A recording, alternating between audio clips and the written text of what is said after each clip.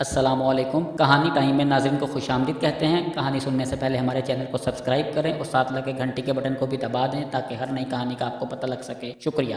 شروع کرتے ہیں آج کی کہانی۔ ماں دوائیوں سے کہاں ٹھیک ہوتی ہے۔ موٹر سائیکل کا پنچر لگواتے ہوئے میں فیصلہ کر چکا تھا کہ اس ہفتے بھی اپنے گھر واپس نہ ہی جاؤں تو بہتر ہے۔ دیر تو ویسے بھی ہو چکی تھی اور جہاں پچھلے 3 ہفتے گزر گئے ہیں یہ بھی گزار ہی لوں تو گرمیوں کی چھٹیوں میں ایک ہی بار چلا جاؤں گا۔ اسی سوچ بچار میں روڈ پر کھڑے میں نے 15-16 سال کے ایک نوجوان کو اپنی طرف متوجہ پایا۔ عجیب سوالیہ نظروں سے میری جانب دیکھ رہا تھا، جیسے کوئی بات کرنا چاہ رہا ہو لیکن رش کی وجہ سے نہیں کر پا رہا تھا۔ جب پنچر لگ گیا تو میں نے دکاندار کو 1000 روپے کا نوٹ دیا۔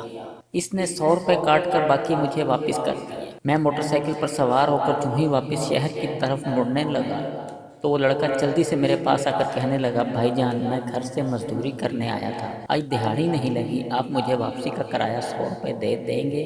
میں نے ایک اچٹتی سی نگاہ اس پر ڈالی۔ سادہ سا لباس، ماتھے پر تیل سے چپکے ہوئے بال، پاؤں میں سیمٹ بھرا جوتا، مجھے وہ سچا لگا۔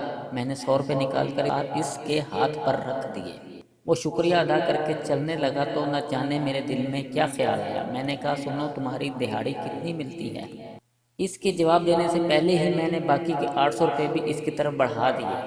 وہ ہچکچاتے ہوئے پیچھے ہٹا اور کہنے لگا، نہیں بھائی جان، میرا گھر منڈھالی شریف ہے، میں 2-3 گھنٹے میں پیدل بھی جا سکتا تھا، لیکن کل سے ماں جی کی طبیعت ٹھیک نہیں، اوپر سے دہاڑی بھی نہیں لگی، سوچا آج جلدی جا کر ماں جی کی خدمت کر لوں گا۔ میں نے کہا، اچھا یہ پیسے لے لو، ماں جی کے لیے دوائی لے جانا۔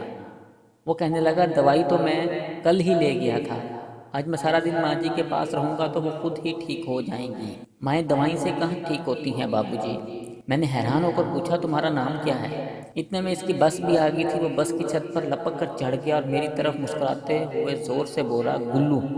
گلو کی بس آہستہ آہستہ دور ہوتی جا رہی تھی، لیکن گلو کے واپس کیے ہوئے 800 روپے میری ہتھیلی پر پڑے ہوئے تھے اور میں ہائی اسٹریٹ کے رش میں خود کو یکدم بہت اکیلا محسوس کرنے لگا۔ کچھ سوچ کر میں نے موٹر سائیکل کا رخ ریلوے اسٹیشن کی طرف موڑ لیا۔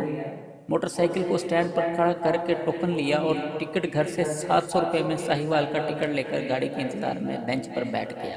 کب گاڑی آئی، کیسے میں سوار ہوا، کچھ خبر نہیں۔ ساہیوال اسٹیشن پر اتر کے پھاٹک سے اپنے گاؤں کی وین پر سوار ہوا۔ آخری بچے ہوئے 100 روپے کرایہ دے کر جب شام ڈھلے اپنے گھر کے دروازے سے اندر داخل ہوا تو سامنے صحن میں چارپائی پر امی جان سر پر کپڑا باندھے لیٹی ہوئی تھی۔ میرا بڑا بھائی دوائی کا چمچ بھر کر انہیں پلا رہا تھا۔ مجھے دیکھتے ہی امی جان اٹھ کر کھڑی ہوئی اور اونچی آواز میں کہنے لگی، میرا پتر خیر سے گھر آ گیا ہے، اب میں بالکل ٹھیک ہوں۔ میں آنکھوں میں آنسو بھرتے ہوئے دوڑ کر ان کے سینے سے جا لگا۔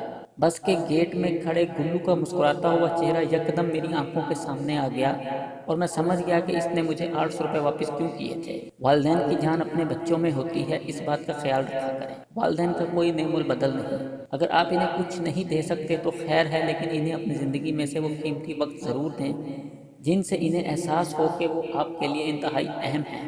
ماں دوائیوں سے کہاں ٹھیک ہوتی ہے۔ ماں باپ کو آپ کے پیسوں کی نہیں، آپ کی بھیجی دواؤں کی نہیں، آپ کی ضرورت ہوتی ہے۔ اپنے ماں باپ کو وقت دیں، وہ خوش ہوں گے اور آپ کو دعا دیں گے۔